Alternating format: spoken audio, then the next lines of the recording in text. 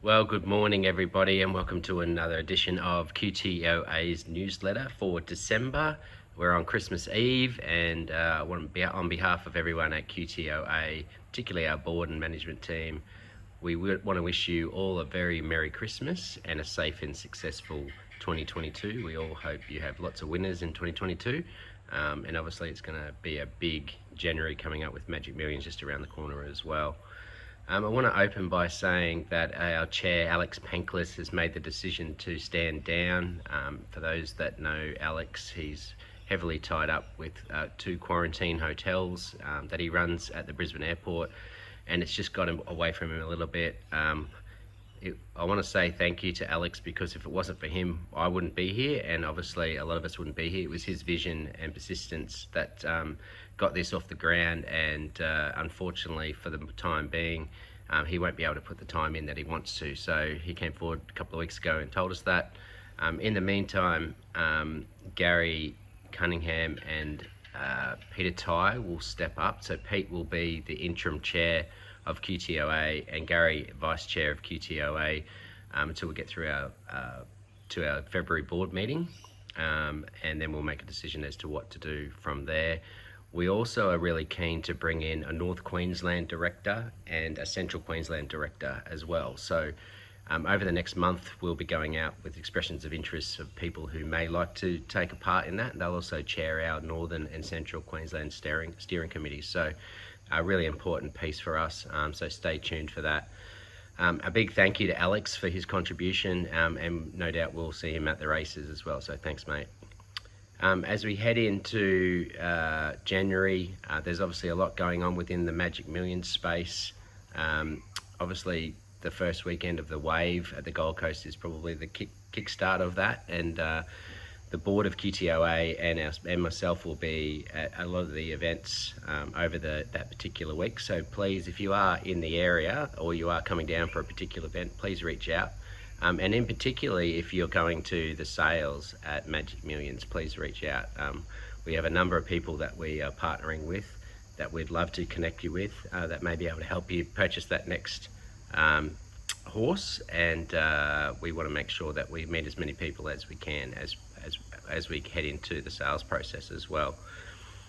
Over the last month, it was a shorter month, but we've had some great meetings with Racing Queensland as well to sort of steer us into what they're doing and what we're doing. And stay tuned for a big announcement in January around Racing Queensland and a launch of what they've been doing in the owners space. So really excited to see what they do in that space as well. So I've seen some of the branding that they're doing, particularly around the owners, and it's really good, and looking forward to working with them into January and beyond as to ways that we can enhance and improve the owners' experience.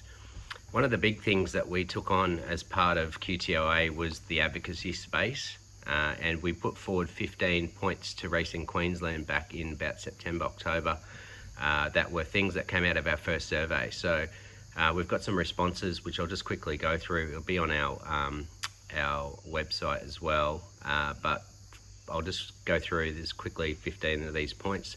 The first point was the equine welfare and the 1% from prize money and what was happening in that space. So they've had a look at that, and they're starting to get going on a number of those areas that people have had issues with, particularly around the education or re-education and rehoming of horses. So I'm really keen to hear from people if they aren't getting through to the off-the-track program, or having trouble rehoming or re-educating those horses. It'd be really great to hear from you. You can email me at ceo@qtoa.com.au.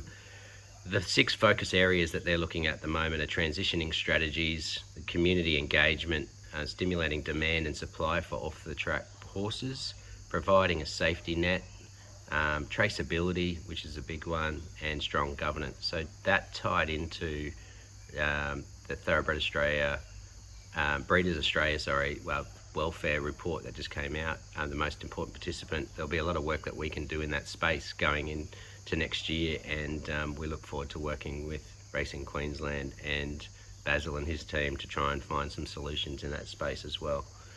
The priorities for 2022: support state, regional, local, community, domestic horse sport clubs and events, increase demand for off-the-track horses, raise the profile of breeds to ensure that off-the-track horses remain popular in domestic horse communities, support the vulnerable off-the-track horses, and acknowledge retraining programs. And then there's a number of them out there, and I know that our board is really keen to connect with those to see if we can help them along the way as well. One of the points that we raised in this process was around the barrier attendants, and they've held sessions, Racing Queensland have held session in Cairns and Townsville led by Alan Reardon. QTOA have appointed a person to be responsible for various training, including barrier attendants, and RQ will engage with QTOA in the new year around what that means, and hopefully getting some full-time and education into that space. Obviously, one of the big points of our members that came out was prize money, and earlier this month, late last month, we saw an announcement from the government that they'll bring forward the prize money. From a Thoroughbred perspective, that's about $5.5 million that goes into country, provincial and metro races. So we'll continue to push the increase in prize money. We're still miles behind the other states, as you know, and we'll continue to push that, particularly pushing the metro midweeks to be on the same page. So we'll see how we can go with that and keep updating you as possible. Trial footage, so owners obviously want to see their horses trial where possible, and Sky broadcast the coverage for barrier trials for the Gold Coast, Ipswich and Toowoomba Turf Clubs and the Sunshine Coast Turf Clubs. They should be broadcasting that within 24 hours of those trials. If you have any problems, please let us know so we can take it up the line as well. One of the big things that came to me was around sectionals. So we see sectionals as horses are in run during races in Victoria and also in Hong Kong. The great news is there's a proof of concept currently in development with Racing Queensland, and they're working with a team to be able to launch that hopefully in 2022, and we may have some information as early as January, which will be great. So that's all pending restrictions and everything that happens in relation to COVID, which is a whole nother conversation, but we're looking forward to getting some outcomes with those sectionals. I've reached out to the new QTOA CEO, Shane Gillard. Shane's said that he'll catch up with us in early January when he starts, so hopefully over the Magic Millions Carnival we can catch up and raise a few issues that we may talk about, including transfer fees and defaulting owners and how we can potentially help in that space. So I'm looking forward to catching up with Shane. The big thing for us going into next year will be the regional engagement. So both Peter and myself be keen to get up to North Queensland, Central Queensland and out west to be able to engage with owners. And as I said to you, we're looking forward to engaging with a couple of directors that can come on board, or proposed directors that can come on board. We'll continue to survey in those areas, and hopefully we can help out where we possibly can. There's a lot of local issues that we can get people that are on the ground locally to help with, and we want to be part of that solution. So stay tuned for that. Eagle Farm I talked about last month. So that goes into a bit of a hibernation piece. BRC will be working on the track. Racing Queensland will be working on the back straight with their solution. So hopefully by March we'll have an outcome, and we can look forward to pushing forward with Eagle Farm, our premier track. And then owner licensing and education. And as I said before, this probably falls in a conversation with QTOA as well around welfare and the owner responsibilities moving forward.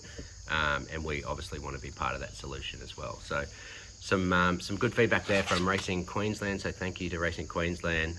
We'll be going into our next survey in January. We want to get as much information from the owners as possible, and like any time, if you have feedback for us, please email me at ceo@qtoa.com.au. It doesn't have to be just through the surveys.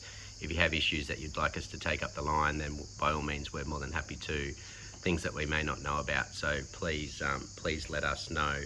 That would be great. So that's probably it for me for December. It's been an amazing sort of 4 or 5 months that we've got this off the ground now. We've got some great numbers, and we're looking to engage with the 20,000 owners that are across the state going into January, and we're talking about ways that we can potentially do that. So as always, if you'd like to get in contact with us, or even if you'd like to sponsor the newsletter or be able to talk to 20,000 owners every month going into next year, then please reach out to us. We would love to be able to help you. As I said before, Merry Christmas to everyone, and a safe and successful 2022. Please reach out to us to come and see us at Magic Millions, and we look forward to seeing you in the new year. Okay, all the best. Thanks, guys.